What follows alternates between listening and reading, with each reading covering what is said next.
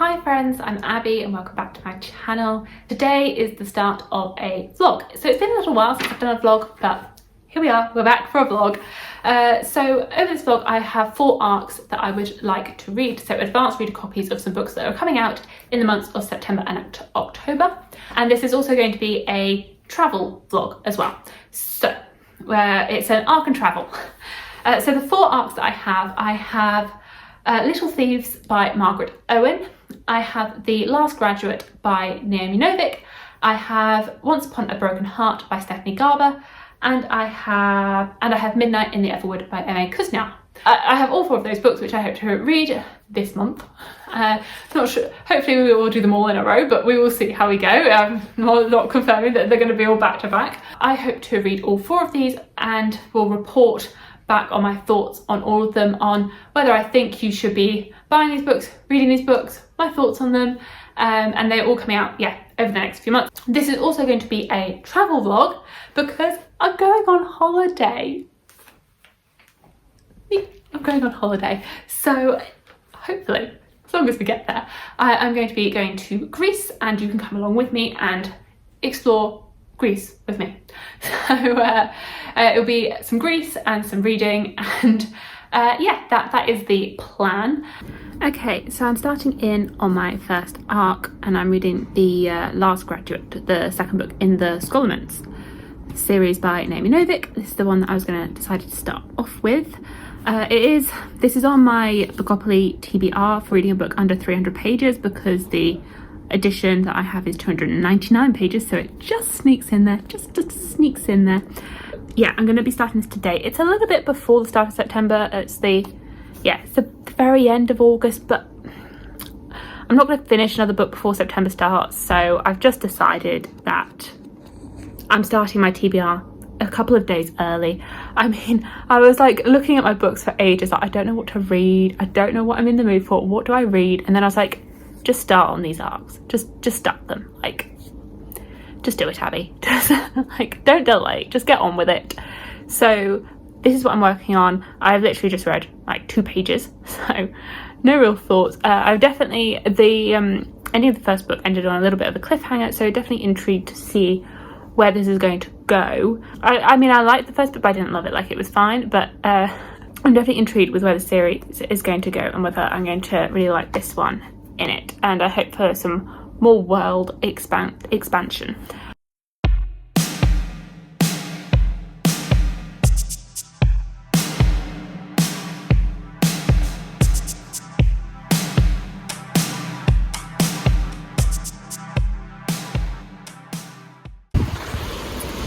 So this is the view from our room. It's so pretty, so pretty. So pretty. And in terms of reading, I have had like an excellent couple of days of reading. I read so much on the plane here. We're in Rhodes, and I just, 4-hour flight, like what are you going to do but read? So I read, and I read pretty much the majority of The Last Graduate yesterday on the flight here, and then I finished it off this morning. So that is the first ARC finished for this vlog. So it's the second book in the Deadly Education series by Naomi Novik. I will say, whatever your thoughts are on the first book, you're going to have very similar thoughts on the second book. Like, your thoughts are not going to change. I don't think that it's not so you're suddenly going to love the series. It's that whatever you feel for the first one, you'll feel for the second one.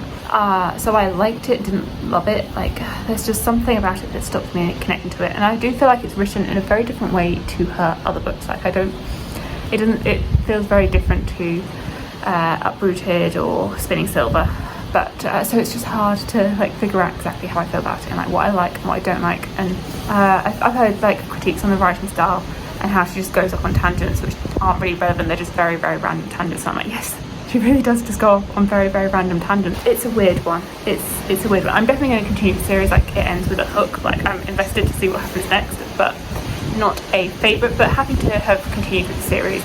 And then I have now started Midnight in the Everwood, which is a Nutcracker retelling, and so far I'm in a very different setting to where this book is set, because I'm in a very warm climate, and this is set in like Nottingham 1900s cold setting, like it's winter. So completely different settings to what I'm in.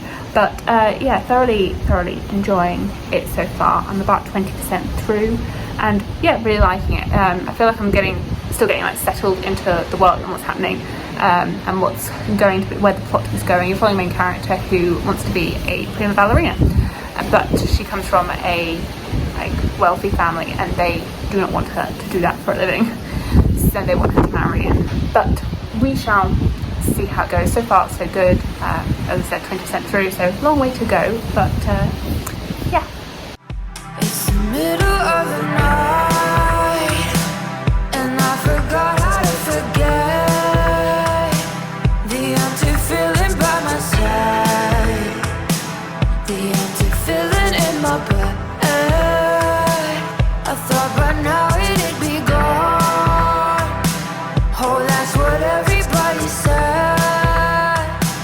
I wish I knew it all along. I'd run forever and again. I'd run forever and again.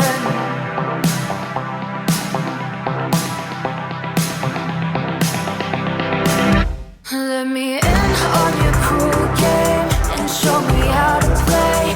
You do it better, but I'll give it a shot anyway. Even if there's hell to pay, promise I won't run away. You do it better, but I'll give it a shot anyway.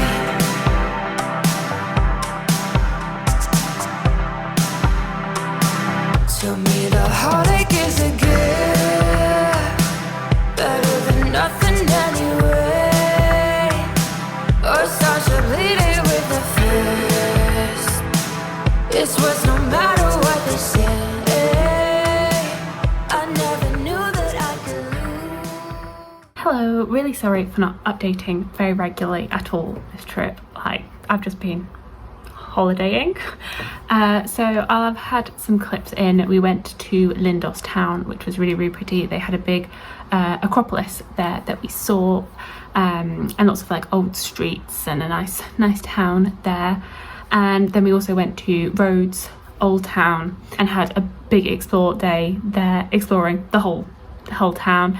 I'm not too like clued up on all of the history, but I think it's the world's biggest UNESCO World Heritage Site.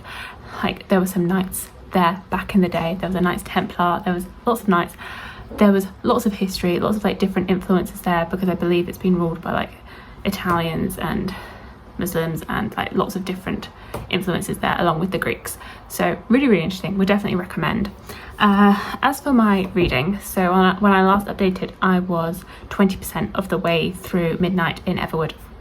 I loved it. Yeah, 20%. I was like, I'm not sure where this is going, not sure so far. Oh, I was so like completely enraptured by it, like completely hooked by the time I got to the end. Like, I just could not stop reading it. I couldn't stop. And then at one moment I was like 65% of the way through, and then I was at 90%, and I was like, where did this go? Like, where's the book gone? Like, where is it? I'm not sure whether this would be classed, I feel like this is YA.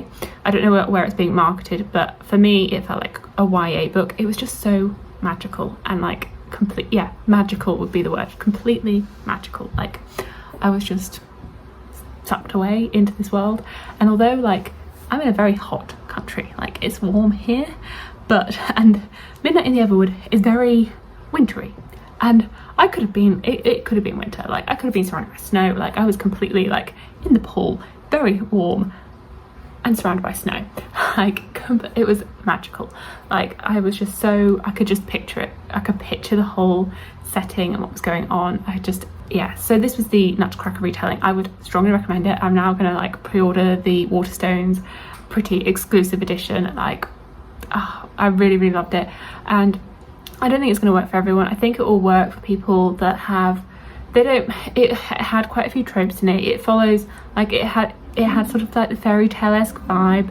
It was in some ways a bit predictable, but I didn't really care. I was just like, I just like really enjoyed it. I was like, I don't care about this being predictable or tropey. I was just like sold. I was sold from the very beginning. I was just like, well, not from the very beginning, but like I was just along for the ride, and really just, it was just magical. It was really magical. So I would definitely recommend it, depending on your tastes. Like, I think it will work if you generally like YA books. I don't think it will work if you if you only read like epic adult fantasy, it's not for you. It's not that market. It's more if you like a whimsical fairy tale-esque tale. So yeah, I finished that, absolutely loved it, would recommend. And then I have taken a little break from reading ARCs. I was like looking at my other 2 ARCs, I was like, I don't know if I'm in the mood right now.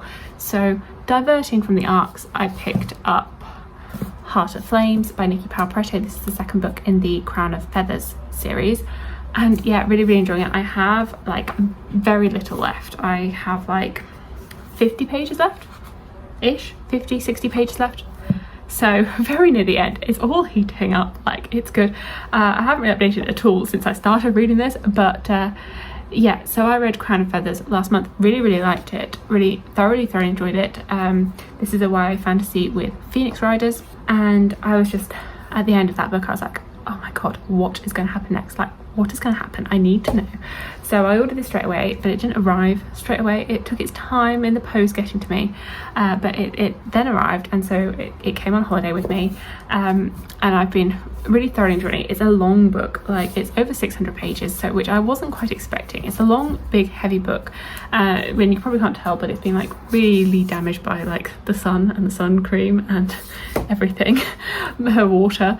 It's been a really fun ride. I think I still prefer the first book to this one. I mean, I will see what happens in these last pages. I'm sure it's going to be very dramatic again, but I think the first book wins currently out of the 2 that I've read. I mean, this is still really good. I think it's currently sat at like a 4 stars, so I've really thoroughly enjoyed it. I will say I feel as though the first half is a little bit slower, as I guess we have more like character development, and we've got a few more perspectives in this, but like we've got used to the characters, we know who they are because we had a whole first book with them, but like getting used to these characters and just more building of them and their surroundings, that was a little bit slower in the beginning, and then it's really picked up in the second half as much more action starts happening, but it's definitely developing. I'm definitely intrigued where it's going to end.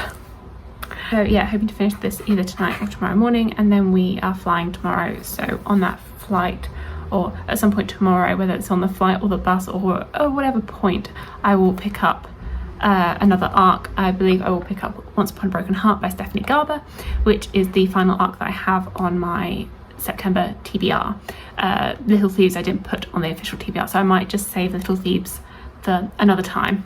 It's going to be relatively soon because it releases in October, but I think I will have Once Upon a Broken Heart as my final arc for this vlog, so we'll update on that probably when I'm back in the UK. As for like where we've stayed, I absolutely have, we've had an amazing time here, so I will definitely link the hotel details below, because they've been amazing. So would definitely recommend the hotel, which is the Lindors Mare. So I am now home. I'm reunited with my books and reunited with my bed, and like back from holiday. We had an absolutely amazing time in Greece, like such a good time. So I would definitely recommend if you want to get away. We're both double vaccinated, like if you have any questions regarding like, I don't know, what it's like to travel, then ask. I'll try and answer as best as I can. I mean, yeah, there's a lot of forms you have to fill in, but the actual like traveling experience was relatively normal, apart from that you have to wear a mask. Yes, home. So on my reading, I finished, after that last update, I finished Heart of Flames that evening. Really liked the ending of this. It was definitely like, I'd say a stronger second half, because I think this book suffered from being a bit too long. That it's 640 odd pages, and potentially it didn't need to be quite that long. I mean, I read it very quickly, but that's because I was away and it was the bulk of what I was doing. Yeah, I think this could have been a bit shorter because it was a bit slow in places, and it could have been condensed a little bit. But overall, yeah, very happy with this. I think I gave it like a 4.25 stars. So really thoroughly enjoyed it, and definitely looking forward to reading the third book in this series. I've just found it really fun, this series, like very fun. And then you thought that was it, but no, on that final day, our flight was at 6 p.m, so we had like a good amount of day before we left. So like I started another book by the pool in the morning, and then I finished it on the flight. And that was it. I read a book in a day. I don't know when I last read a book in a day. In a day. I read Once Upon a Broken Heart by Stephanie Garber, and it was very, very easy to read, which is how I managed to read it in a day. I just kept reading. I didn't expect to finish it, but suddenly it was over.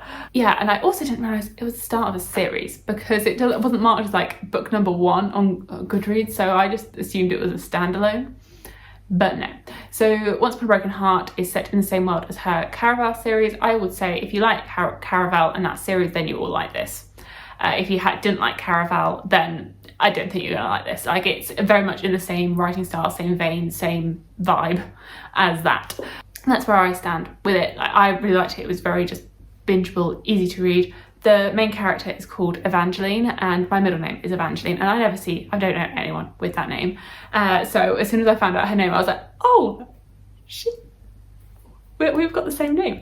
But so that was like an instant connection to it. And then yeah, I mean, it's fairy tale-esque. It really is in the same vein as Caraval. You have magic, it's in this world, it's quite tropey, quite YA, but like fun. It's fun. I mean, you can read it in a day, as I demonstrated. I mean, I wasn't planning on it. Like, I downloaded the new Cinderella film to watch on the plane, and I made it like 20-30 minutes in, and I couldn't do it. I just couldn't do it. It was awful. Very sorry, Camilla Cabello, but like and Pierce Brosnan, what's he doing in that? But no, just don't. Like, I was like, I think I'm gonna watch some TV. Like, I haven't watched anything for a while. Like, I've been away, and no. So like, after those 20-30 minutes, I was like, okay, no. I was like, well, the only other option I have is to read. So I read. So over the course of that week, I read 4 books. Who is she? Like, wow. I have never read that much. Well, I probably have read that much in a week, but I haven't read that much in a week in a long time. So well done, Abby. You've really smashed your TBR. So these are all books on my Bookoplathon TBR. And as well, I've read 3 Netgalley ARCs, so I only have 1 left, which is a win. So The Last Graduate was in for a book under 300 pages, because that came at 299 pages. And then I had Midnight in the Everwood was for Opulent. Heart of Flames was in for LGBTQI plus rep, and Once Upon a Broken Heart was in for highest rated. So that is 4 books of my 6 book TBR, all done in a week. And then I messaged all my buddies, because for the Blackest Heart and for Night Study, I have buddy reads for them, and I was like, so do you want to start these? And they were like, no, Abby, we're not ready yet. And I was like, oh, okay. So I had to pause on my Bookoplathon TBR and go a bit rogue, because I was just too efficient. Let me know how the start of your reading is going in September. Like, is it shaping up to be a good reading month or not? Thank you so much for watching. Please like, comment and subscribe, and I will see you in my future videos. Bye.